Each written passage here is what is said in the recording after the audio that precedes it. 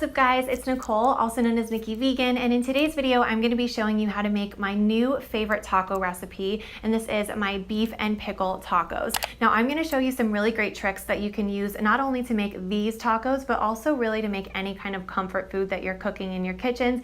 I'm going to show you how to season lentils to make them taste really meaty and savory. I'm also going to show you a really great trick for shredded cheese, because you may know that sometimes vegan cheese doesn't melt very well, so I've got some really great hacks that make it really melty and gooey and delicious. So I hope you guys enjoy those tips and this recipe, because it is honestly one of my absolute favorites.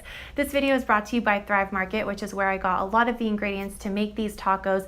I generally load up on groceries from Thrive at least once a month because it's really easy to find vegan options because they have a filter. So what I do is I click the vegan filter and everything that's not vegan just kind of fades away, and it makes it to where I don't have to read the labels. I don't have to really worry like, is this vegan? Is there something kind of hidden in there that I'm not aware of? Everything is just vegan, and so I can shop based on what looks good to me. It saves me time, it's really efficient, and it's a great place to not only get my pantry staples, but also to find some really yummy vegan snacks. And also I use the filter for my home cleaning products as well. So if you guys want to try Thrive Market, make sure you check out the description box below. That is where you'll find a link to try Thrive Market and the full recipe for these tacos. And with all of that said, let's get started. Now there are really only a few ingredients in these tacos, so what I like to try to do is really maximize each ingredient so that they're super flavorful. And one trick I have for you to get really melty, gooey vegan cheese is to grate it yourself. When you buy the pre-shredded kind, it has an anti-caking agent on it, which prevents it from all clumping up in the bag.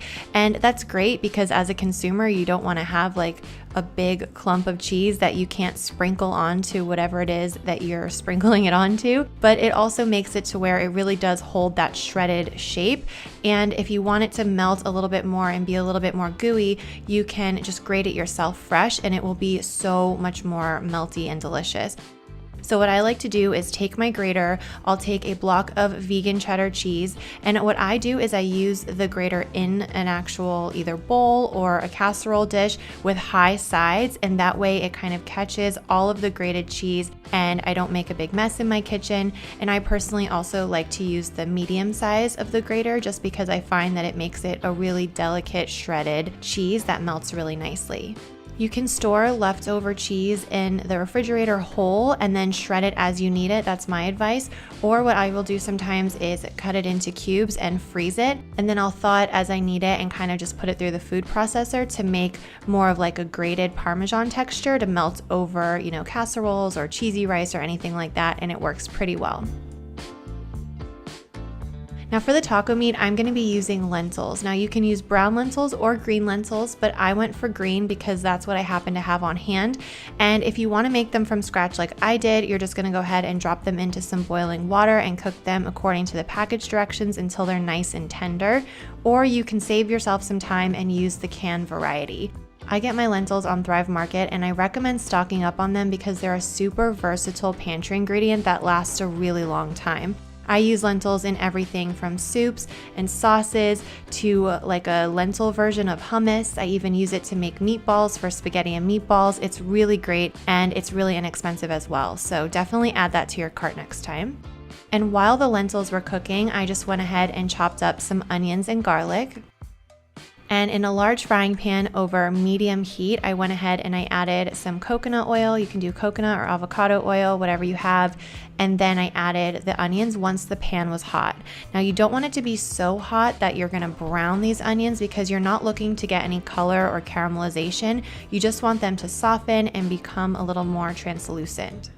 After about 5 minutes, I like to add my garlic, and I do recommend chopping it up as small as possible or using a garlic press, just because I find that it really permeates the entire dish with a lot more garlic flavor if you do it that way.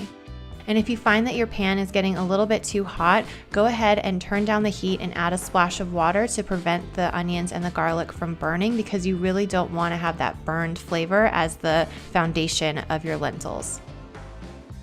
Now to create kind of a meaty richness to the lentils, I'm gonna use steak seasoning. And one of the greatest things about learning to cook vegan food is you realize that a lot of the meat and animal-based products that you were eating before tasted the way that they did in large part because of the way they were seasoned. And oftentimes they're seasoned with plants. So this mixture happens to be all vegan. It's really just a mixture of salt and pepper, a little bit of rosemary and oregano and thyme. It's a really delicious blend. It's got some black pepper and red pepper going on in there, and it really does have something about it that is very meat-like.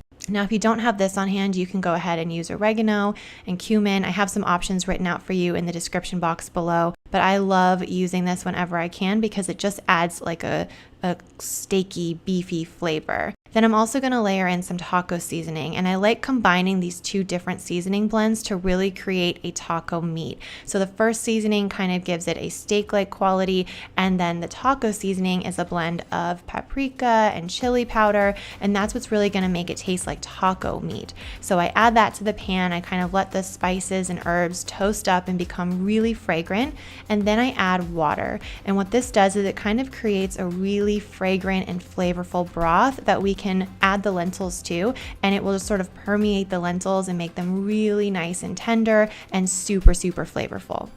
So I'm just going to stir the lentils through and let this cook for about 5 minutes until most of the liquid in the pan has evaporated. And at that point, you can just take it off the heat and it's ready to go.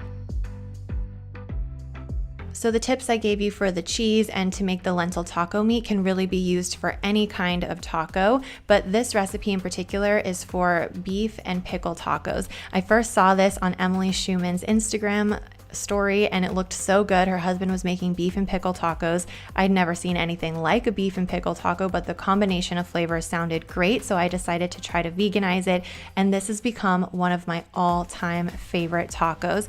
And of course you can assemble the tacos however you like, but I do think that there is a sort of perfect layering strategy to make sure you get that perfect bite in every bite. So what I do is I take the warm, crunchy corn tortilla and I like to fill it up about 1/3 of the way, so pretty generously, with the lentil taco meat.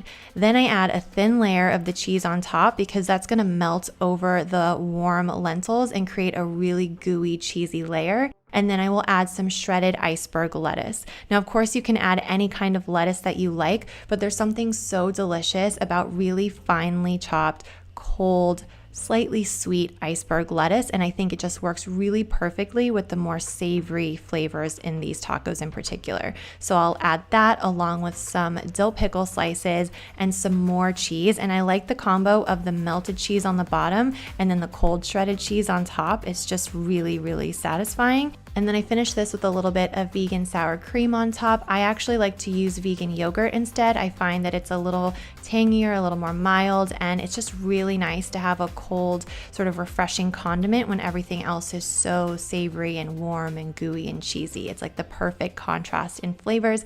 And then you gotta have a little hot sauce. It really just brings this whole thing to life and makes all the flavors pop. And this taco recipe, you guys, is honestly my new favorite, and I have a feeling it's gonna be on rotation for you many, many times over because it is seriously addicting. It's kind of the perfect blend of flavors and textures. You've got cold and crunchy, you've got savory and cheesy and gooey, but then you also have the kind of crunchiness and briny, salty bite.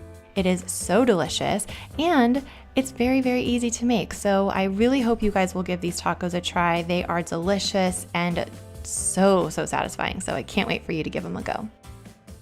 I hope you guys enjoyed this video. If you did, please give it a thumbs up and share with a taco lover in your life, because honestly, these tacos are loved by vegans and non-vegans alike because they're honestly just so good and satiating and savory and delicious. And as you saw, very easy to make. So I hope you'll give them a try. Share this video with someone who may also enjoy it, and I will see you guys in a video very soon. Bye.